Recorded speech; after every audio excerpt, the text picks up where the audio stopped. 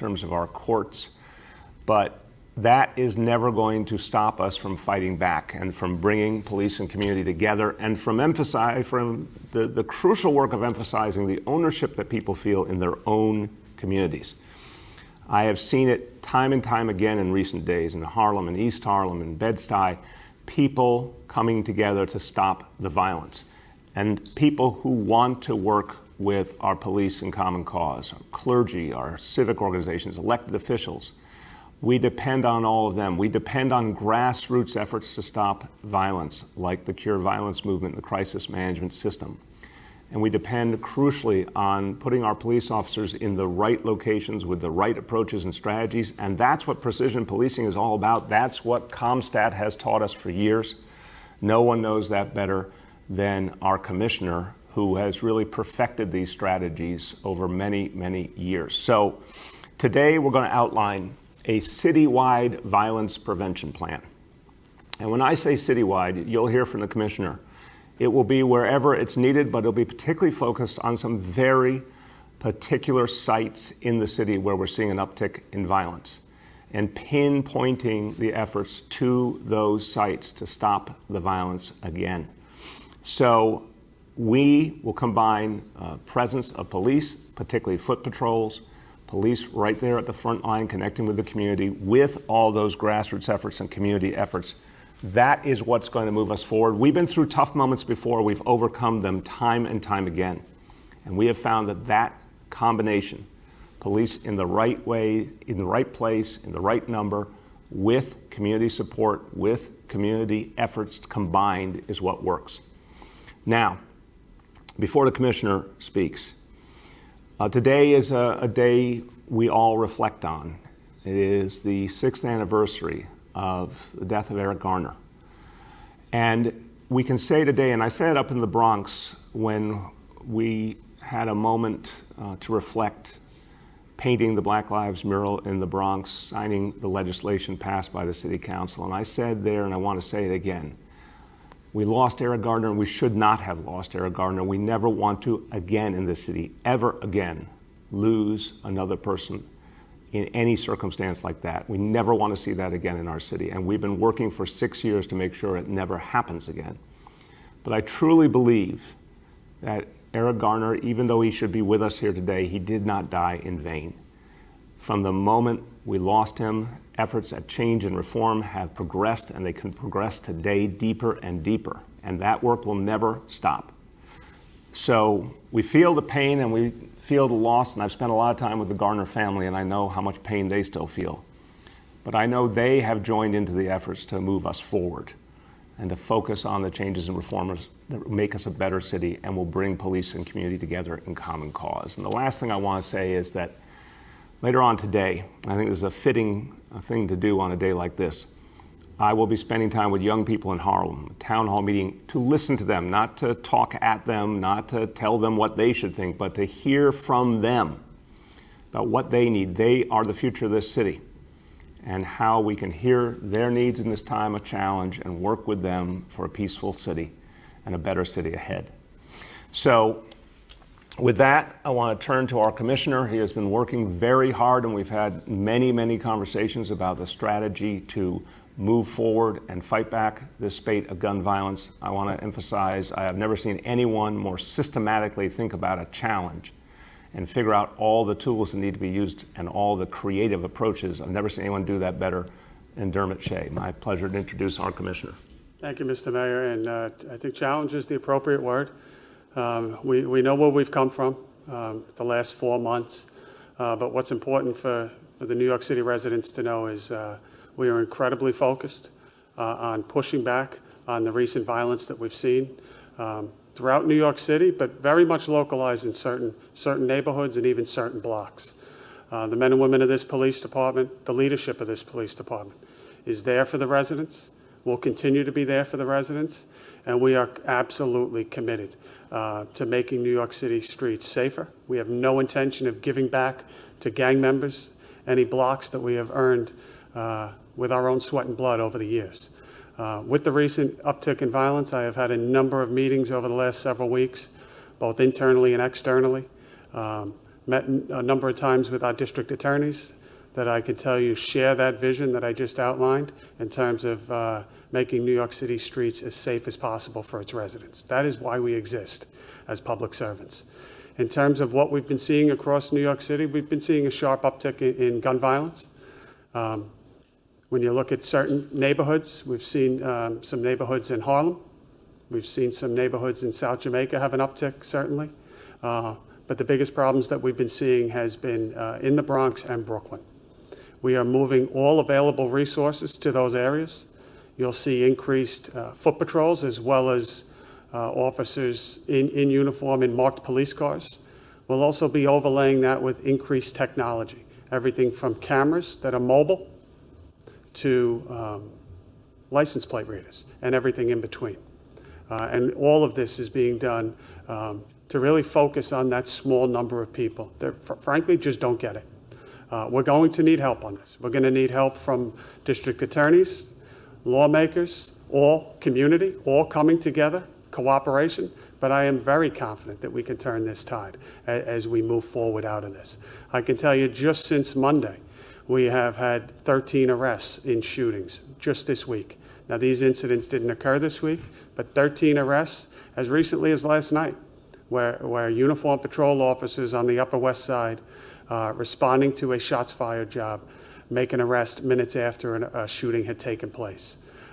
We have a lot of work to do, but I am confident that together with community affairs, with community, with all partners and stakeholders working together, and with crystal clear deployment and laser focus, we can turn this tide. Thank you very much, Commissioner. I want to emphasize something the Commissioner's talked about, I've talked about. The Commissioner met with the Office of Court Administration, the state office that runs our court system, and with the 5 DAs. And I know everyone earnestly wants to get the criminal justice system up and running again. I really do.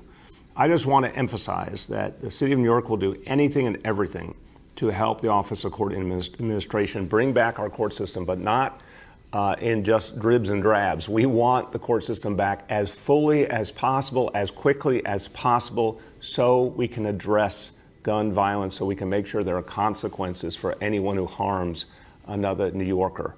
So I want to emphasize how the NYPD, the City of New York, we will do anything and everything to help, but we need that to happen quickly, and we need that to happen fully so we can really turn this corner. With that, let me talk about turning a corner in a different way, and that's phase 4. And this is good news.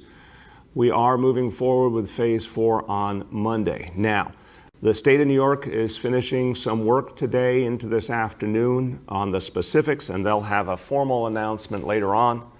But I can give you the broad outlines now of what we've talked about with the state and where we agree that we can move forward safely. And it's all about safety. We want to bring people back to work. We want people to get their livelihoods back.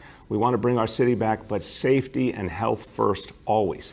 So phase 4, let's focus first on outdoors. And again, outdoors has proven to be the area where we're seeing a lot of things work successfully. So we're going to restart the low-risk outdoor arts and entertainment activities. This means things like botanical gardens and zoos, for example. They can reopen, but at reduced capacity, 33% capacity. Production of movies, TV shows, that can proceed. Obviously, something that matters to a lot of us, sports coming back. But again, without audiences. This is something that's been announced previously, but to emphasize that is part of phase 4 as well, that sports comes back. We'll get to watch it on television. I think it's going to be a great relief to a lot of us, and then particularly to all the baseball fans out there, and I'm one of them. We are so happy to see baseball coming back next week. Now, outdoors looks very good. Indoors is where we have concerns. Some indoor activities can exist with the proper restrictions, but there's going to be care when it comes to indoors. Each and every situation is going to be looked at very carefully, very individually. So some will not resume in phase 4, certainly not right away. That continues to be, first of all, indoor dining. That could have started earlier. We've said that's not happening. That continues to not happen. That is very high risk, and we've seen that around the country. Museums, not yet. Malls, not yet, still closed for now. We've got to strike a balance, and we've got time to look at the evidence, watch what's happening around the country, watch what's happening here in this city, and make further decisions on some of these pieces, and we'll do that very carefully with the state of New York. But look, if you just think back 4 months ago and think about how horrible the situation was, what we were fighting through, the pain that New Yorkers were going through, and then you think about the day when the 4 phases were announced and it was made clear that they could move in this kind of progression every 2 weeks. The fact that we are here is because of the hard work of all of you. And now that we've gotten this far, I'll say it now and I'll say it many other times, let's hang on to it. Let's stay focused. Let's stay disciplined. We got to keep bringing the city back, but that's going to take all of us playing our part. Now, phase 4, again, means more and more people going back to work. And it is a reminder of the power of opening up the parts of our economy that we can do safely. And that brings me to something that's clearly been a real success, which is what we've seen with our restaurants.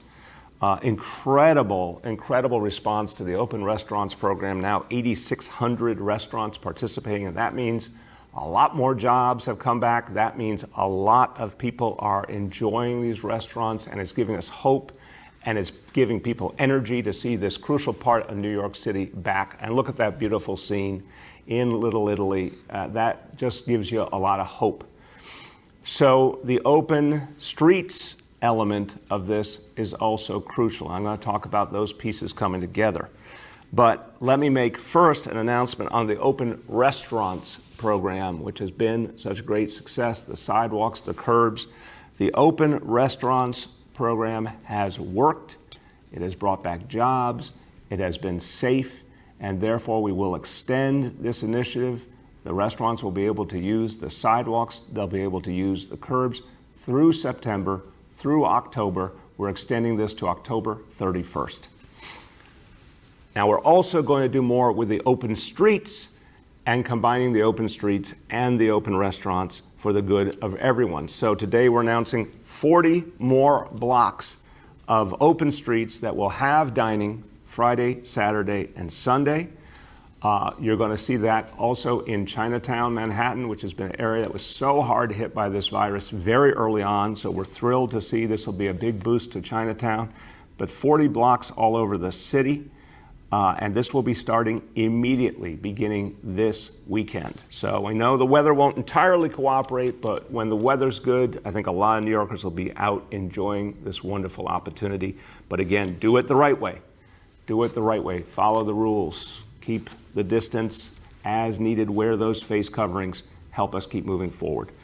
A couple of things to conclude. One topic I come back to often, alternate side parking. So we've had alternate side parking off for much of the time of this crisis. We do need to bring it back when it's important to clean up some more. So we're going to bring it back for next week. And I want to emphasize, because there's been some confusion and we're really going to work hard to get this right for people. For folks who have alternate side parking, so it'll be on next week, if you typically just move your car once a week on your side of the street, then just do as you would normally do with alternate side parking. If you're on one of those streets with multiple times a week, and you see the image on your screen, if you're on the street with multiple times a week, we're trying to move off that going forward. In that instance, just move it on the last day indicated on the sign on your side of the street. Remember, your side of the street is what matters, and the sign on your side of the street. So as you see on the visual, ignore the first day, go to the last day, and that's the one time we need you to move your car during the week when alternate side is in effect. And we're going to do a lot more to explain that to the people of the city, and particularly folks on those blocks going forward. Okay, let's do our indicators. First, number one, daily number of people admitted to hospitals for suspected COVID-19, threshold of 200. Today's report, 75 patients. Number two, daily number of people in health and hospitals ICUs, threshold 375. Today's report, 314 patients. And people tested citywide, number three, tested citywide positive for COVID-19. Threshold is 15%. Once again today, 2%, a very good number. Really striking consistency, and that is a credit to all of you. A few words in Spanish. Nuestra ciudad ha estado trabajando duro para evitar propagar el virus. Y lo estamos logrando. Este lunes, la ciudad de Nueva York podrá comenzar la cuarta fase del reinicio. En esta fase, regresaron muchas actividades al aire libre, incluyendo el béisbol. Vamos a seguir trabajando para que los neoyorquinos puedan regresar a sus empleos y disfrutar el verano también. Yes, Commissioner, baseball sounds the same in Spanish. That's right. You can say that. Everybody, we will now turn to questions from our colleagues in the media, and please let me know the name and outlet of each journalist. Hi all, just a reminder that we have with us today Police Commissioner Shea, Transportation Commissioner Trottenberg, Small Business Commissioner Doris, and Senior Advisor Dr. Varma. With that, I'll start with Marcia from CBS. Mr. Mayor, I wondered if I could ask you and the police commissioner about the fact that a man who was caught on video and arrested for attacking Chief Monahan and 3 police officers was released without bail. I wonder how you feel about that and what message it sends to people who might feel that it's open season and they can attack cops at will. Yeah, Marcia, I am very unhappy about that, and it does not make sense to me. It really doesn't. First of all, Terry Monahan's a friend of mine. I have great respect for him, and he's out there every day trying to protect everyone in the city. And to see someone assault him, chief of department, absolutely unacceptable. Assaulting any police officer, absolutely unacceptable. And there needs to be consequences. And that's where I say we need our court system up and running. But also in a case like this, it does not make sense to me. If you assault a police officer, you're assaulting all of us. And there needs to be clear consequences. So that just doesn't make sense to me.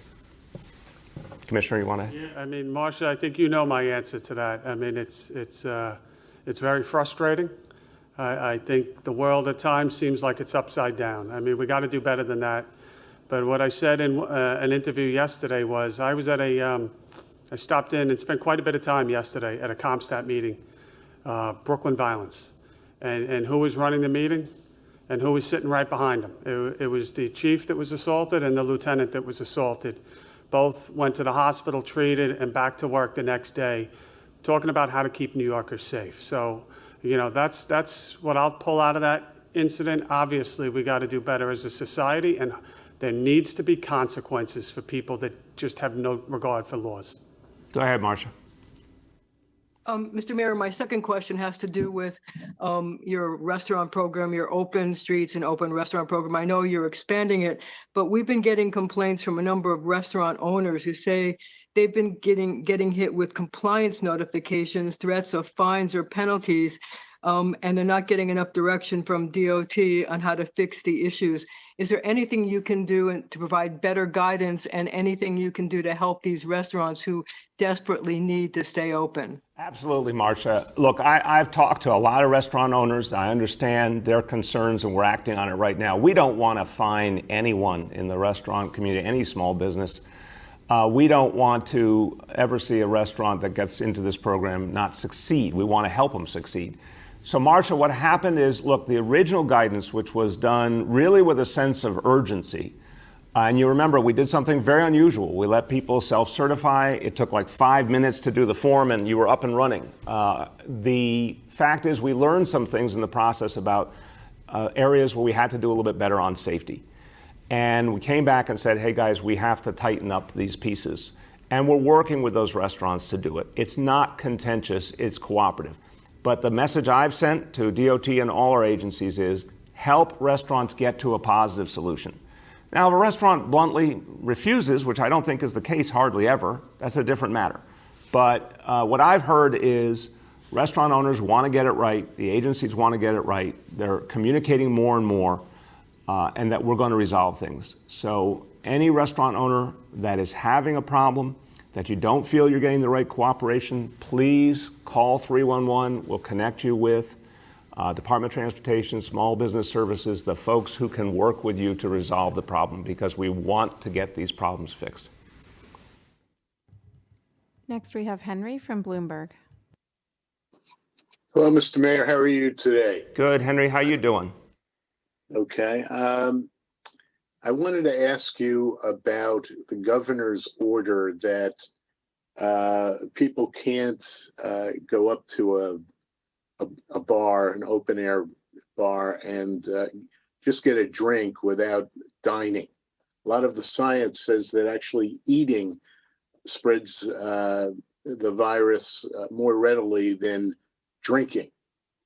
I don't want to, start a fight between you and the governor, but when you're opening these restaurants and you want to increase, the action, will this hinder the growth of these jobs? Look, Henry, first of all, I respect the state's decisions in the middle of this crisis. And in terms of what impact it might have on jobs, I think it's important that we hear from the restaurant community on that. Obviously, that is a concern. But what I want to emphasize is overwhelmingly, restaurants and bars in New York City have been in compliance. We've been out there constantly with a variety of agencies, particularly the sheriff's office that's done great work here, and constantly documented the levels of compliance, which are very, very high. Sometimes things have to be corrected, but people tend to follow the instructions quickly, whether it's customers or the restaurant and bar owners. So we have not seen a really profound problem with compliance here. There's always some images that raise concerns, but if you really look at the facts and the details, it's quite clear the people in New York City take this virus very, very seriously, and the people who own the businesses do too. And there's a good article in Politico today that goes into some of those details about the fact that New Yorkers really have stayed in compliance. So, look, respect the state's decisions, but I want to make really clear how much I appreciate that people have done the hard work on the ground to open these businesses and try and make them work the right way. Henry, do you have I do have another question, and it's a completely separate topic. I'm wondering why the concept of the commuter tax has completely disappeared from your discourse and anyone else's discourse when the city is facing a fiscal crisis? It's a very fair question, Henry. Look, the commuter tax was there for a long time. It was fair. It was really about asking people who came in and used the services of this city to help contribute to them. But I also understand the really challenging politics in Albany. I think the huge mistake was ever letting it go away. It's a very hard thing to get back. But what I think is gaining traction as an alternative to address the state and city fiscal crises, like deep, deep crises that can only be compared to the 1970s, is the idea of taxes on the wealthy. I mean, wealthy people are doing very, very well despite this crisis, where working people are suffering on an unprecedented manner. You have to go back generations to find a time where so many working people were unemployed and suffering so deeply. So I think it is the right time to ask more of those among us who have done very, very well. Next, we have Michael from the Daily News. Morning, Mr. Mayor. How you doing? How you doing, man? I'm good.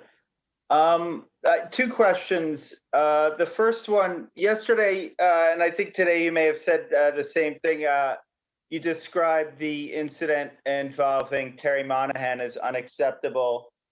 And, you know, we've seen other kind of violent incidents stem out of this Occupy City Hall encampment. A reporter attacked but with a 2x4. There were some TV reporters who were also attacked. So my question is, at what point is it unacceptable enough that the city actually refuses to accept it and has the police go in and disperse the encampment? Michael, first of all, we look at each incident, and I don't have all the specifics about the individuals involved. I don't know if they were associated with one group or another. I don't tend to think of people all in one, fell swoop. I want to know what's happened in each individual incident. As we've gone through months of real concerns and protests being raised around the city, vast majority of people have been peaceful. There's a few who have chosen violence, and that will never be accepted. But to the question of what's going on with that particular site, I've been really clear. We respect freedom of speech, but we must see safety, and we have to protect safety at the same time, and we're always striking that balance, and I'm always listening to the NYPD's assessment of how best to do that. Michael, do you have Thank another? you. Do you have another Yeah, question? one more. Yeah, this is from our folks at the Shack, for Commissioner Shea. What's the plan to replace the anti-crime unit? Will there be another unit formed that's somewhat analogous to it? Yeah, thank you for the question. So when you look at the state of New York City right now, the violent uptick, the level of arrests made, I think you have to look at all of this together. When you look at the amount of guns that are seized, but one that's not often talked about is what happens after the fact and the prosecution of those guns and the state of this court system right now. We look at that not in pieces, we look at it in its entirety. When we make decisions about deployment, when we make decisions about strategically how do we keep New Yorkers safe. So the answer to your question is we think about it all. It is a fluid situation, but what we need help with right now, and I want to look forward, not back, but all things are connected here. We, just in the last year and a half, we have about 2,000 open gun cases. Half of them are indicted.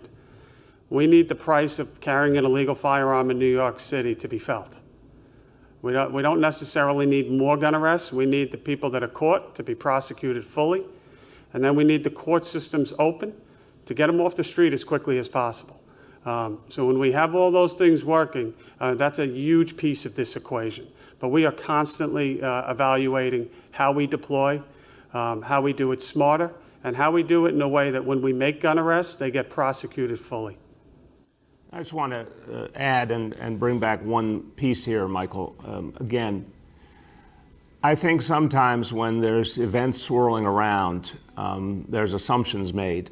And if you listen carefully to what the commissioner's been saying over recent weeks, he is always looking at the big picture. It's one of the things I appreciate deeply about him. And that decision around the anti-crime unit was not just based on current events. It's something the commissioner had been thinking about for a variety of reasons for a long time. And Commissioner, I think if you would add for a moment, I think it's important for the people of the city just to understand a little more of the context of what you thought could be achieved going forward with a different approach. Yeah, I absolutely think, and I said this publicly, I think that the manner in which we get guns off the street will continue. It has to continue, but it has to be done in a way that also builds trust with the community, number one. Number two, when we have a situation where repeatedly, maybe we'll start inviting you to some of these CompStat meetings, or Chief LaPetri can go through this in detail with you. When we have situations, I heard many of them yesterday, where we have individuals involved in current violence throughout this city, and then when you look at their rap sheet, they have 3, 4, 5 prior gun arrests. You just have to stop and shake your head and say, what is going on? There's got to be a different way to do this in terms of getting guns off the street, but doing it in a way that builds trust with the community and also getting people prosecuted. So this is the big picture that we look at. And again, when you look at the state of populations of incarcerated individuals and you tie it with COVID, the anti-crime is a piece of this, but it is a small piece of what's going on. The level of activity in the NYPD for a number of reasons, to include protests, COVID, and other factors, goes well beyond just a small number of officers deployed to anti-crime. Thank you. Next, we have Juliet from 1010 Wins. Oh, hi. Good morning, all. So, Commissioner, could you expound on that? You say you want to get guns off the street and build trust in the community, with the community. So how do you go about that? Well, we do it. I think if you look just even this week, we're making gun arrests, Juliet. It starts with proper deployment. It continues with relentless follow-up, detailed investigations, using technology, working with the community. And you know, you've heard me, we have pioneered in this city, Juliet, precision policing. And sometimes there's too many arrests and sometimes there's not enough arrests, and that's a fluid state. But what is most important in that equation is getting the most out of the arrests that you make and being precise about where violence is happening, who's committing it, and getting people off the street as quickly as possible that are committing violence and really terrorizing neighborhoods in New York City. And that works best when we have everything working together. Cops, community, prosecutors, laws, everything. Go ahead, Juliet. Yes, thank you. And Mr. Mayor, this question is for you. Does there come a point when you, as the mayor, just put your foot down and say, the violence has to stop? We have a 1-year-old who was shot. We have a young man with a great future who was shot by indiscriminate gun violence. You know, we're hearing this from community leaders. We hear this from police officials. But where is your message, a very forceful message to say this is enough? Juliet, you know, I've said it so many times and I'll say it again. The violence has to stop. It is not acceptable and we're going to beat it back. I've really made that clear in Bed-Stuy when I went to visit with the mom and the grandma of DeVell and in so many other locations. But again, we have to all decide we're going to do this together.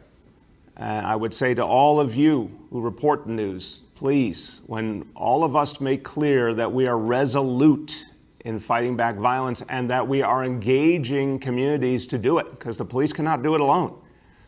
Please make sure that message gets through too. I stood with community members in Harlem last Saturday night and their passion was clear. They were not going to accept violence in their community. They were putting themselves out there with the Occupy the Corners effort.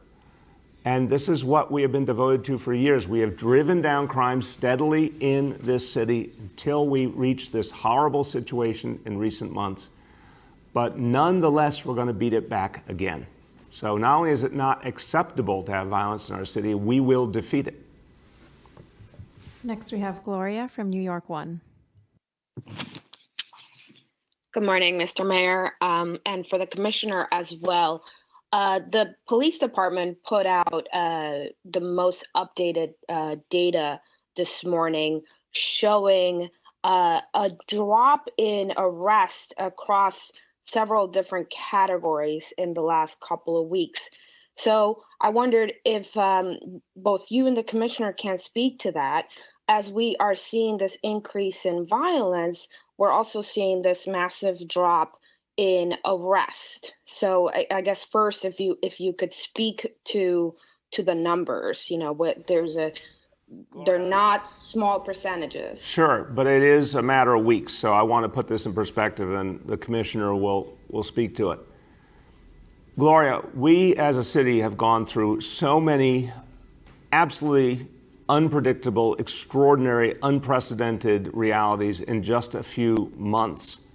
We've got to keep that front and center in our thinking.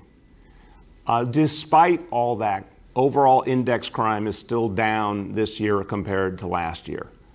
The NYPD continues, as you just heard from the commissioner, to be out there vigorously going after those who perpetrate the violence.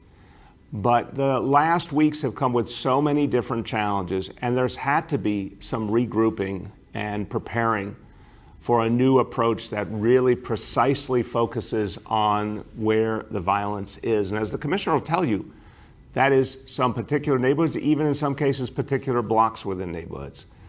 But also getting more and more officers out to the neighborhoods where they're needed. And that redeployment has been happening over the last few weeks. So sometimes when you layer crisis upon crisis upon crisis, it takes some time to regroup and formulate a new strategy, but that's exactly what the NYPD has been doing, and you're going to see the evidence of that starting this week and beyond. Commissioner. Yeah, Gloria, you know, I've spoken to a lot of these issues already. I think there's a lot of factors behind it. In some circumstances, I'm not as concerned But to be truthful, then in some circumstances, I am concerned. What the New Yorkers need to know is that from myself down, from the executive staff to precinct commanders to borough commanders, to the men and women, detectives and police officers and all the civilian members, we are committed to keeping New Yorkers safe. We have a lot of work to do in this environment. We have to be smart about it, strategic about it. We're going to need a lot of help. We're going to need help from everyone that I've mentioned before: community members, elected officials, lawmakers, to include prosecutors. But we can get this under control. I truly believe we can, but we're going to need a lot of things to go right.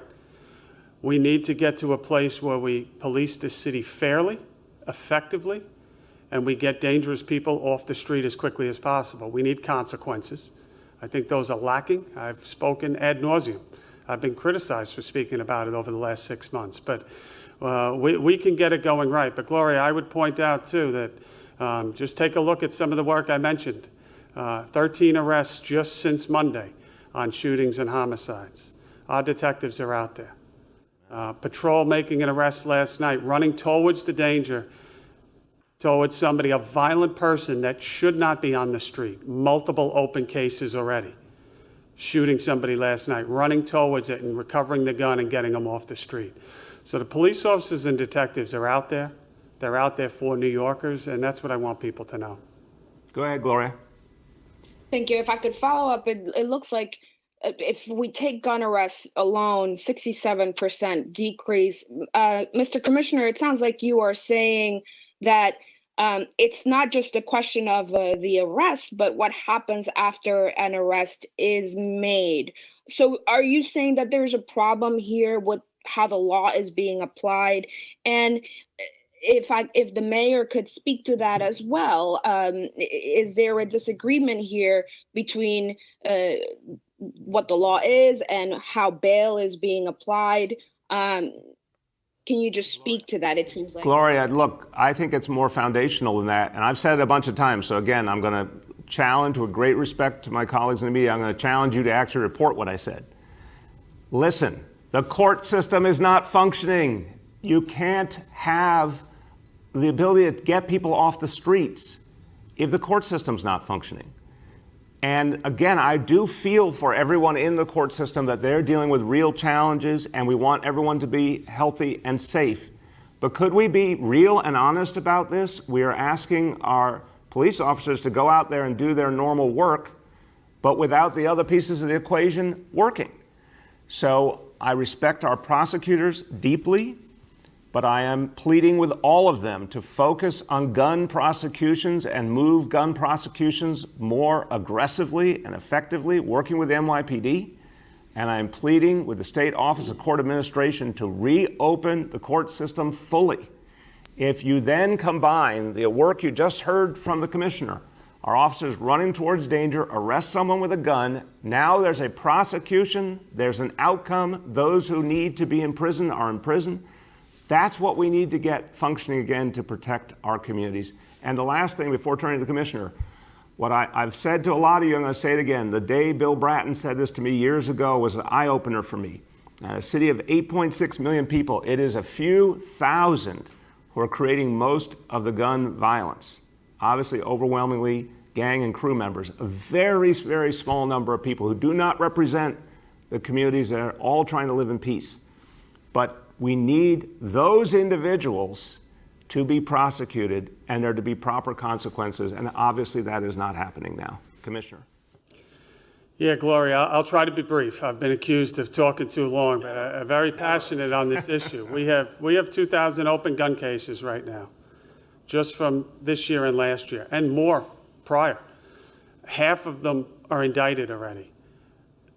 Probably the other half would be indicted if there was the ability to get an indictment this year. That's a significant core group of individuals that terrorize New Yorkers and carry illegal firearms on the streets of this city. The arrest is almost irrelevant. What happens to the prosecution?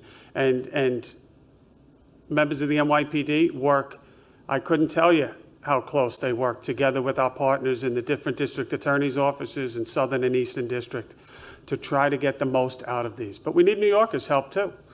When you get that grand jury subpoena, when it finally comes in the mail, we need you to participate in the system. We need you to tell your elected officials that you demand that people that carry guns on the streets are prosecuted to the fullest extent of the law. Everyone has a shared responsibility in this. And Gloria, there's a lot of pieces to this. But a significant piece is exactly what the mayor just said. You know, there's other laws. We can debate that till the cows come home again. But right now, with this environment with COVID, I think people should be standing up on the highest step and saying, I demand to have safety. I demand to have an operating court system. My children's lives are at stake. We can't have a system. Public safety is at risk here, where the courts are not fully operating. This is 2020, and we should have better. Amen. Go ahead. Next, we have Ruvain from Hamodia. Good morning, Mr. Mayor and Mr. Commissioner. It's nice to see you again. I wanted to ask you, Mr. Mayor, a couple of days ago, several of your police officers were attacked, including your chief of department. For the first 24 hours, you did not issue a public statement or a tweet. It was only 24 hours after the attack when a reporter asked you about it that you condemned the attack. During that time, you found time to make 11 tweets about police reform. So why did you not respond within 24 hours publicly, and how should that be interpreted by all New Yorkers, from cops to criminals? Ruben, look, again, your questions always have a particular bias to them. God bless you. But let's be clear about the facts. Over the weekend, we saw something like this, and I condemned it. We don't accept any attacks on police officers. I've said it so many times, and I mean it. And I want everyone to understand that. It's just literally unacceptable in a free society. You cannot attack the people who serve and protect us. Said it many, many times in many circumstances. If you'd like a long list, we'll get you one, Ruben. Sometimes, I'll be the first to say, we should overemphasize that message. I'm perfectly comfortable saying we should have, and again, I work with a big team here. We were doing a lot of different things. We should have put that message out sooner. But anyone who's been listening knows I say it constantly, and I want to get to the day where I don't have to say it, because people respect our police officers and don't ever even think of attacking them. And what I'm trying to build is a city where there's mutual respect between police and community. So that we change the environment for the better. I have seen real progress with neighborhood policing. I'm not going to let anything about this multiple crisis of the coronavirus, the worst healthcare crisis in this century, the worst economic crisis in 90 years, a social justice crisis, a disparity crisis, an employment crisis, a fiscal crisis. This is all happening simultaneously. It's never happened before in the city's history. I'm not going to let that make it impossible for me to see that for 6 full years, we implemented neighborhood policing and moved the city forward, and we will continue that work and resume that work no matter what. And that's the way forward. Go ahead, Raven. My next question is for the Commissioner. Mr. Commissioner, Chief Monahan and other leadership has repeatedly said that there's low morale in the police department. I'd like to ask if you agree with that, and if yes, what's the cause, and then what can be done to improve that? And the Mayor can answer that as well. Thank you. Yep.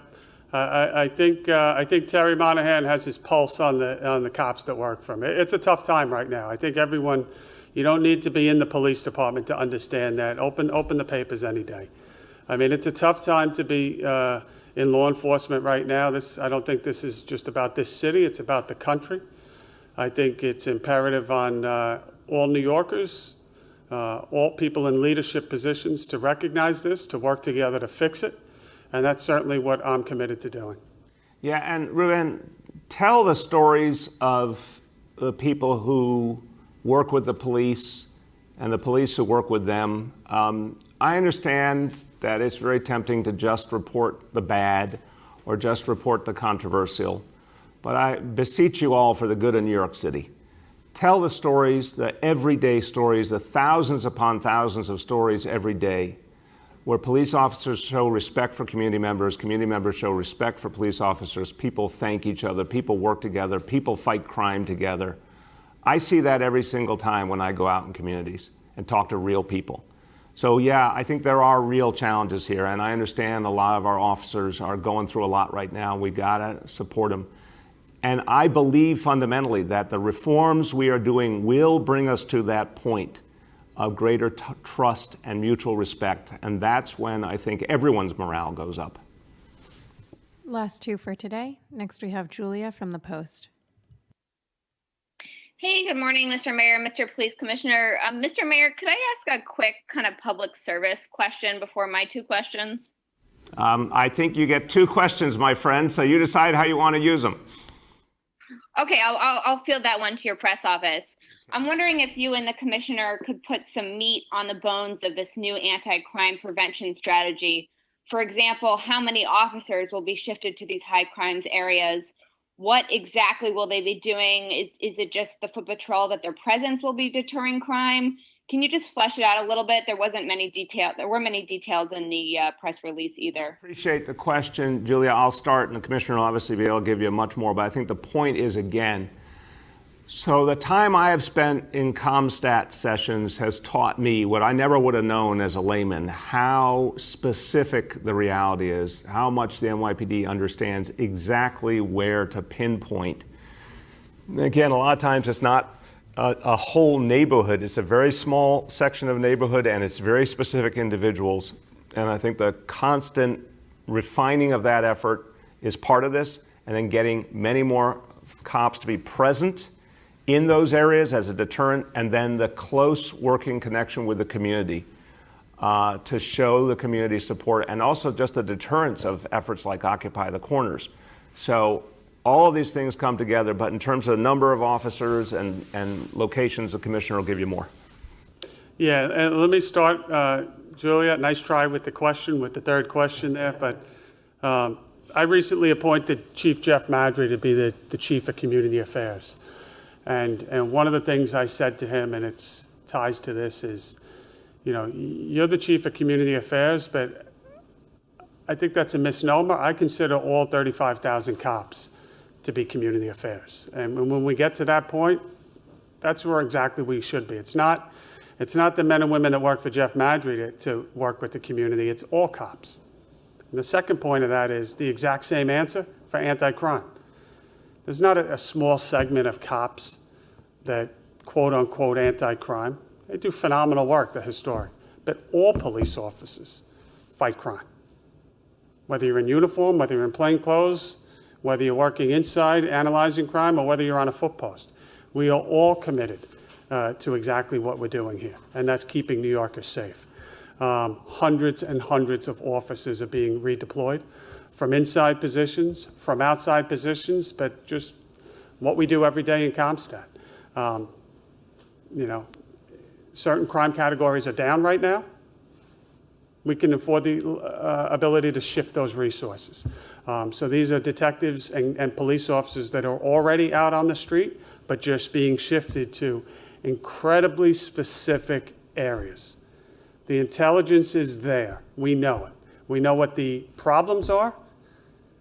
We know what our obstacles are in terms of courts and getting people to cooperate in investigations. And we know exactly where to put the cops. And it's not a neighborhood. It is 2 square blocks in an area. And believe me, the people that live on those blocks know all too well because they hear the gunshots. So we are on it. We are deploying to stop it. And we are working incredibly close with our partners. Believe me, the prosecutors are sick of seeing my face and Terry Monahan's face, and that when the phone rings and they, you know, we are all in this together. We're going to be pulling the community more into this.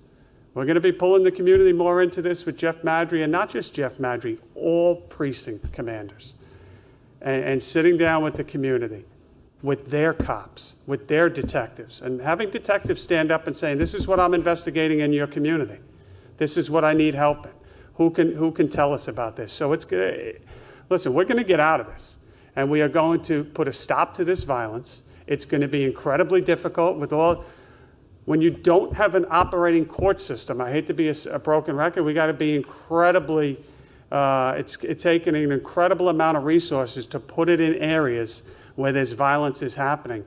And then let me just say this too. We pioneered precision policing. We've driven arrests down in this city by concentrating on people that unfortunately are willing to carry a gun, pull it out and use it. and we've done a number of takedowns. When those courts are opened up, we have a line of cases ready to get the most violent people off the streets. We need the courts open. Amen. Go ahead, Julia. Okay, on the courts, actually, this question comes from my colleague Craig McCarthy in the Shack. 20 of the people who were arrested or wanted for shootings in June, actually only one had an open case per these own numbers. So you're saying that the court slowdown has led to shootings, but a lot of these folks don't actually have open cases. I have to see exactly what you're referring to last night. Here's what I'm referring to. I think we've demonstrated. I think you've sat at the press conferences with me, with Bob Boyce before me, with Mike LaPetri, with Terry Monahan, with Rodney Harrison, and on and on. We are seeing a significant uptick in gang violence. We know exactly who's involved. If you were sitting in that CompStat meeting last night, you would hear the frustration of some of the command level officers in terms of, again, everything I've said. And we are ready to take violent people off the street. We need help. That's point A. That's nothing to do with what you just said. Last night in Manhattan, we made an arrest of a person shooting somebody. That person has 2 open cases: a robbery at knife point, a grand larceny, a third one that's not open, arrested recently, drugs and dice, and the usual story. I don't know the exact examples of what you're referring to, but please, you cannot ignore the fact of what the prison and jail populations were, what they are now, and then combine that with no one is going in large scale because there is no ability to indict people right now. There is an incredible downward pressure because of a lot of factors that we've said ad nauseum to keep people out of jail. And I just want to add to that really quick, Julia. I mean, imagine the frustration of community residents, and I talk to community residents all the time. They know exactly who is doing the violence. The NYPD knows who's doing the violence. That everyone wants to not be victimized by a very, very few individuals who are creating harm for everyone else. I mean, we lost a 1-year-old, for God's sakes, to people who unfortunately are involved regularly in violence. And this can be stopped, but all of the prosecutors need to play their role, and the commissioner mentioned we're working very closely with the federal government as well, the Eastern District, Southern District. We need all prosecutors to play their role, bring those indictments. We need the court system to function. We need to start moving this again. And look, this is a city that is coming back in so many ways. Everyone needs to participate. Do it safely. Do it with health as the first consideration. But we also have to protect people's lives out in our communities. If we get the prosecutions to start again, we get the court system up to full speed, we can break the back of this violence. Last one for today. We have Henry from Pix 11. Good morning, Mr. Mayor. Want to shift gears with this last question to the ongoing conversation about schools. We've been speaking with a number of teachers worried they don't have enough of a seat at the table. We know you've been speaking with the union, but teachers worried their voices aren't being heard quite enough. Are you concerned about you're going to see a strike in the extreme, but at least one where a lot of educators are saying, listen, I'm not going to do anything but online, your in-person plans be damned? Are you concerned about that? First of all, it's a great question, Henry. I appreciate it because we want people to have confidence. We want teachers, educators, staff, parents, kids, everyone to know that the focus is on bringing back schools in a healthy, safe manner. We've got 2 months to show people over and over again